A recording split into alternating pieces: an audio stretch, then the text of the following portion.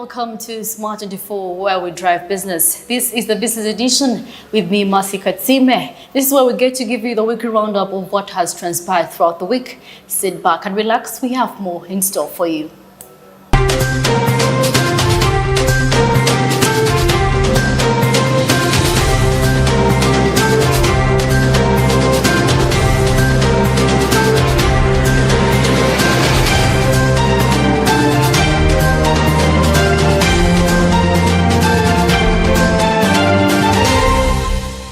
Welcome back. This is Business Edition. Remember, this is Masi Katsime. Now, starting off with industrial growth, the industrial sector has called upon for maximum efforts to support capitalization, mostly when it comes to medium and small enterprises.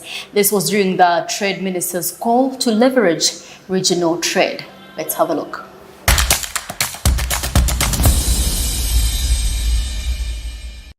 A country, we can now produce tires.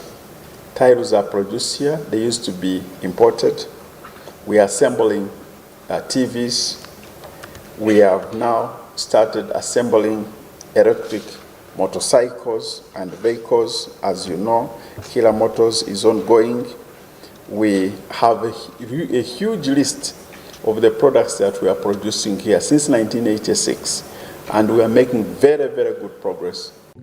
As the Ministry of Trade directs focus to import substitution and export promotion, put at the forefront is the realization and utilization of the regional markets like the Africa Continental Free Trade Area with a $62 billion GDP and a market population of 1.3 billion people, also projected at 2.5 billion people by 2050, the East African Community with a population of about 400 million people, and the AGOA, which David Bahati, the Minister of State for Trade, Industry and Cooperatives, further highlights about. You recall, during the Bill Clinton administration, we signed an agreement with Americans to export their quota-free and duty-free 5,400 products.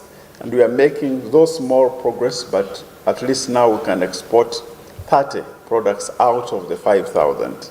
We also have preferential agreements, trade agreements with China, with Japan, and European Union. But to access these markets, we must improve the standards of our products. And that's the reason why we are investing in Uganda National Bureau of Standards. However, the productive capacity of the African people is critical, which calls for proper capitalization and utilization of the 1.3 billion Africans. The AFSA Secretary General, Wamkele Mene, calls for intra-trade and preference of the African-produced goods in order to industrialize Africa, in turn creating jobs that are a major issue in the continent. 1.3 billion Africans relying for their food security on grains imports that come from another part of the world. 1.3 billion people.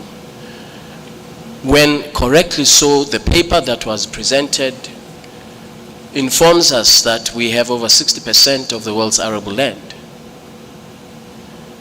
So we rely on a country of 43 million people for Africa's food security, to feed Africa.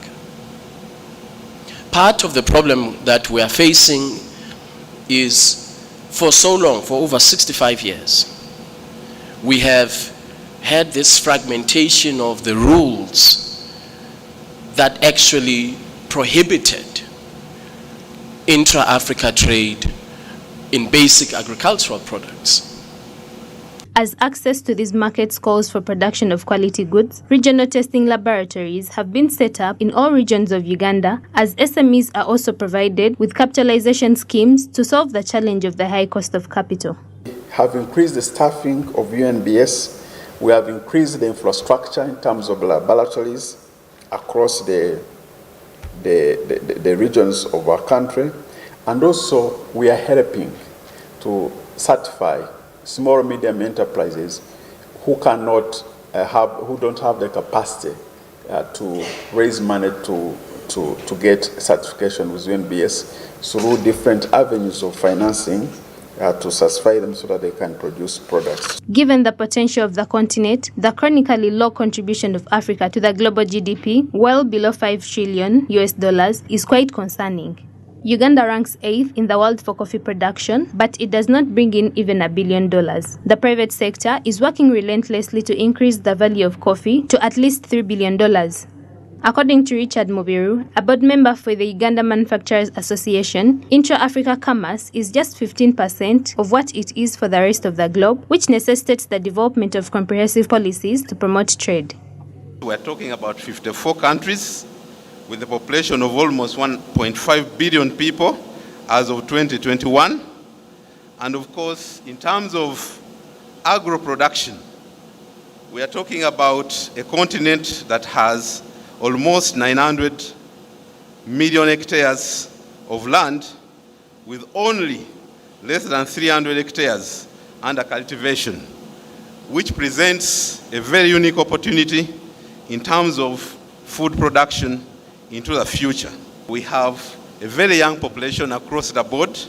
60 to 70% of our population on the continent is anywhere below 35 years, as already highlighted, and therefore, the very reason why we should really be worried if we don't plan for their future. Ugandans are urged to utilize the capitalization programs provided by the government, for instance, loans availed in the Uganda Development Bank, the Microfinance Support Center, Parish Development Model, as well as the Agriculture Facility Trade provisions.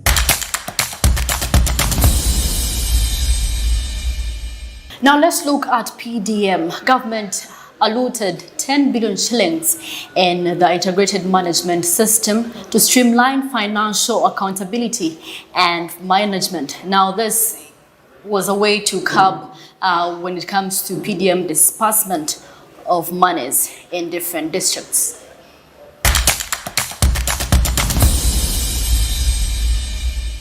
The PDM, which consists of 7 major pillars, intends to completely transform grassroots development. In a significant accomplishment, the government has implemented the Parish Development Model Integrated Financial System, a vital component that is expected to simplify financial management and responsibility within parishes across the nation. The Parish Development Integrated Management System serves as a testament to the government's dedication to inclusive and sustainable development. PIMS is anticipated to alter local administration by utilizing technology and data-driven methods, promoting socio-economic advancement, and strengthening neighborhood communities. This system is hinged to supporting communities to improve their livelihoods through this model. And the aim of the system is that we are going out to the communities to register every household, get to know who is in this household, what do they do. When the fund for the parish development model is being given out, it's not given out to everyone, but there is a category of people who are supposed to get these funds. But we can only get to know these people if we determine who they are. The system is created to be in line with the objectives and ambitions set in the National Development Plan 3, which aims to promote social progress, advance economic growth, and preserve the environment. According to the government, over 10,000 parishes have been reached. As a result, these parishes require financial inclusion and oversight of the SACCOs that will receive the money in order to ensure that there is less borrowing and that the funds reach the intended beneficiaries. The government has established a PDM SACCO at each of the 10,594 parishes and is committed to capitalizing the same. Office of the President is committed to ensure that the parish development model as a vehicle for extending government services to the citizens to stimulate wealth creation, succeeds and thrives. This model will specifically enable the data gathering and based enterprises, selection and development, cooperatives and financial services development, community mobilization and mindset. Inclusion is supposed to manage the parish revolving fund, which is the fund that is going to be given out to the different circles that have been registered in the various parishes. So you find that as we are registering households, we also register the circles that constitutes the teams of people that are going to be able to get this fund.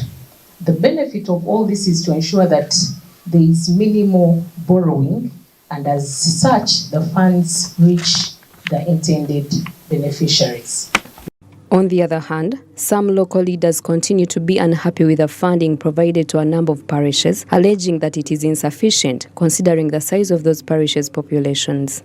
You are talking about 11 million people, okay? Out of 40, they are in the central region. When you look at the allocation under the PDM, we are going to receive the least amount of money. It's because, one, we have fewer parishes. So he never put numbers into perspective, into this whole thing. That is a wrong conception of the parish development model. With a successful implementation of PIMS, the government anticipates significant improvements in service delivery, increased citizen engagement, and a more transparent and accountable administration. As the country progresses towards the targets set out in NDP 3, the Parish Development Integrated Management System stands as a testament to the government's dedication to achieving sustainable development and fostering a better future for all citizens.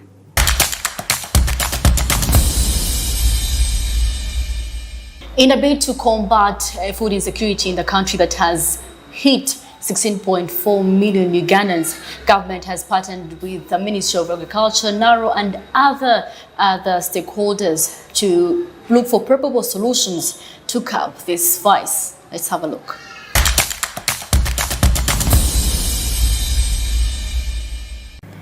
According to World Food Programme, over 16.4 million Ugandans face insufficient food consumption, responding to accessibility and affordability challenges, all signs of the growing food insecurity. Besides programs such as the UNDP's Fostering Sustainable and Resilience for Food Security in Karamoja sub-region that intends to emphasize agricultural productivity, research and development has been compounded to address the disastrous of food security crisis. As Seriko, Maif and Naro are now committed to the science-based approach.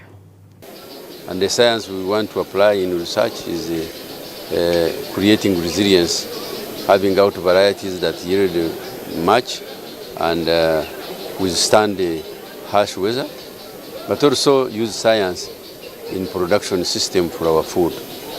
And we are focusing on good genetics for both plant and animal resources. We are also looking at nutrition for both plant and animal resources. We are also looking at plant and animal health to make sure that whatever we are doing is healthy and consumable by our people, and also matching international standards. The International Water Management Institute's acceleration policy is an extra external resolution platform focusing on sustainable food insecurity. Water Energy Food Nexus is to provide a holistic approach for trade-offs and synergies between affiliate sectors to ensure sustainable development and effective resource allocation. We work a lot in an accelerator model. That means we promote the acceleration of innovations by supporting agribusinesses, SMEs. We provide scaling grants to de-risking grants, and then we provide the technical support to help farmers, to help agribusinesses to scale those innovations. And we've seen that that really leads to quite a good impact. We see over 200% return on investment for this in these domains that we work, and generally building this resilience and improving livelihoods. Cameroon-based Agricultural Research Institute further confirms the essence of scientific programs to promote food security. As the approach ensures relevance to development goals, now stresses the power of genetic engineering and seed banks to oversee preservation of high-quality production. To develop the value chain. So during the rainy period, the peak periods where we have a lot of production, what do? We encourage some processing so that we can have a product throughout the year. And then there's the value chain, means that everybody is specialized in a particular value chain so that the level or the income level of all the products along the value chain is well exploited. So the food system, it involves every actor. So every actor is doing what is they can do at their own end to make sure that we have sustainable food. in the country. As Uganda, we are a food secure country. We are food secure. We have the good rains, good soil, and a variety of crops that do well in Uganda. So as NARO, we have contributed greatly through seed production. All the seed that you see being grown in Uganda is through NARO. We have the National Genetic Seed Bank, where we conserve all the seed for rice, beans, maize, vegetables, millet. We conserve them under very good conditions at the gene bank in Entebbe. For the trees, we keep them at the botanical gardens. And also we've gone further and created and established community seed banks in different parts of Uganda, not all across the country, but to some areas have the community seed banks to ensure that farmers have access to the different seeds that are specific to their regions. With over 72 billion Ugandan shillings lost every season due to inadequate combative measures to food waste and losses, adoption of climate-smart agriculture initiatives remains constantly needed for sustainable agricultural practices.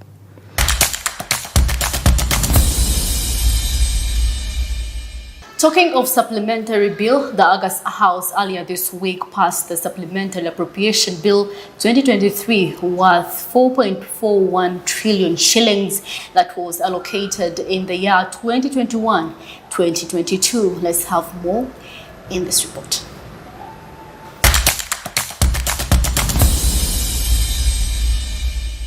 The Road Safety Amendment Bill 2023, the Convention on Mutual Administrative Assistance in Tax Matters, and the Supplementary Appropriation Bill are among the three laws that Parliament has today passed. Legislators have, however, disapproved the 108 billion shillings that were granted to the Atiak Sugar Factory for government to purchase equity shares on grounds that it changed the fund's intended use from what the legislature had appropriated. That money should go to UDC, onwards to Atiak. The condition for government of Uganda is to acquire equity with this money. The money would be consequently used to buy equipment. But for us as government, we would have gotten shares in that company to protect our interest. We are not willing to donate free money to Atiak.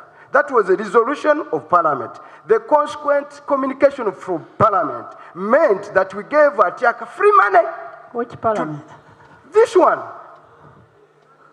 Who communicated? I have a letter here. Now, if there is a communication signed by who?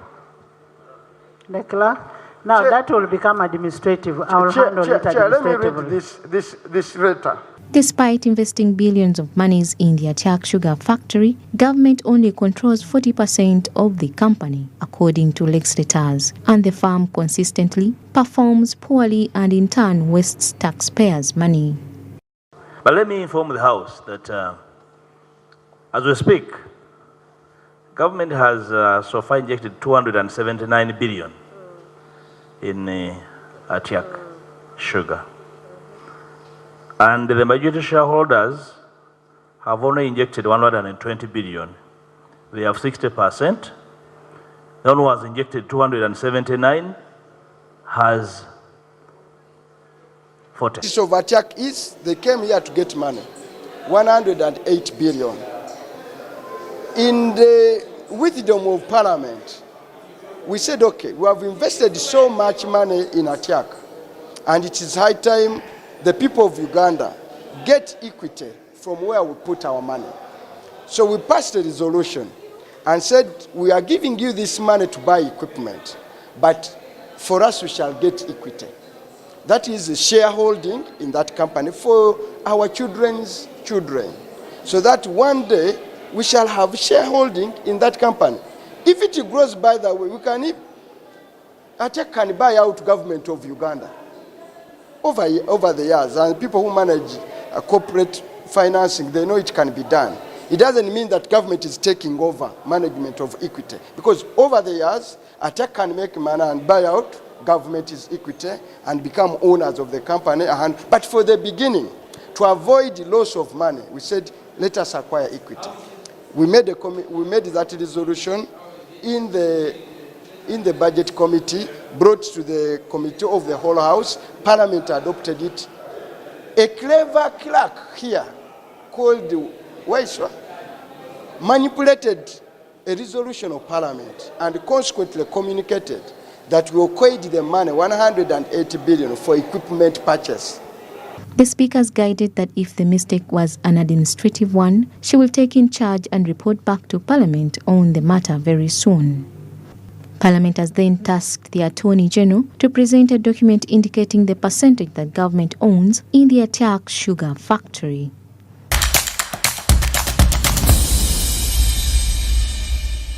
Looking at the agri-financing sector, now the agriculture sector is determined to reclaim former financing and operational benchmark. Now the Honourable Minister State Minister for Agriculture, Honourable Fred Wino, really admits that the agriculture is really facing a problem when it comes to financing, and this he attributed due to the fluctuating sector productivity.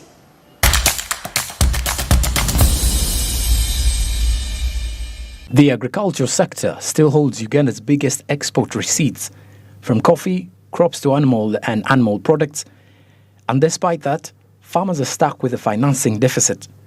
In the aftermath of the deficient cooperative bank that availed low-interest funding, falling prey to questionable leading policies, corruption and other challenges, the block is yet to be unturned. About agriculture financing, of course, the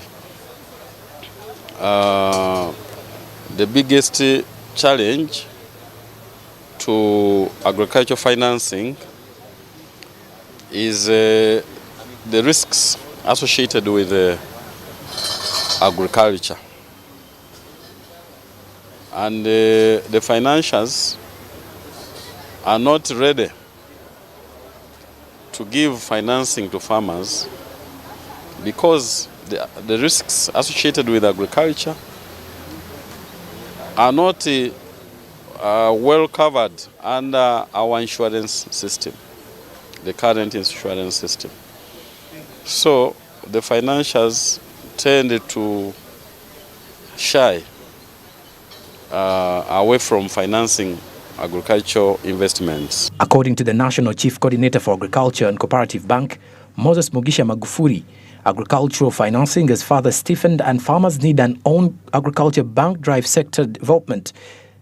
He appeals to Parliament to expeditiously develop a legal framework to guide and regulate activities of the mandated agricultural bank. The moment we have a bank that will promote agro-processing, then you will find that the government of Uganda will have a taxable base where the government will get money and start funding what? Fund its budget operation, other than depending on foreign aids. While speaking to a section of farmers in Nachisunga sub-county, Mr. Chigongo, a farmer from Nakosi, relieves memories of the impact of the cooperative bank that supported extensive crop production. If you acquire a loan from commercial banks for agriculture, they give you a period of 6 months to take back their money. Even if the crops get dry, they do not want to know. So we request our cooperative bank to be revived so that we benefit from agriculture. Agricultural Bank Coordinator Mugisha Magufuli further argues that the government simply has to revive the on-demand bank to enable the sector exploit better opportunities as opposed to commercial banks influenced by a profitable service dispensation. If you look at these commercial banks, it is a commercial bank. Even you remember very well on 58th Independence Day, our President of the Republic of Uganda made it clear that indeed these are commercial banks because they don't understand, they don't give a gestation period. Take example, if you go to these commercial banks, maybe you want 100 million. For them, what they do, they can't give you time that you first plant, then you pay for after harvest. So the bank which we are pushing for a bank that we understand farmers' gestation period. The bank that we are pushing a bank that understands cooperators' problem in terms of what? Insurance. Climate, no one has a power over the climate. Uganda, we have been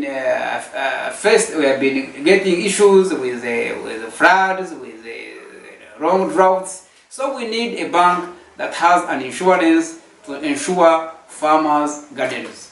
Despite efforts for revival dating to as far as 2009, the Cooperatives Alliance is yet to reclaim the fundamental financing position, especially in the currently evolved agricultural production space.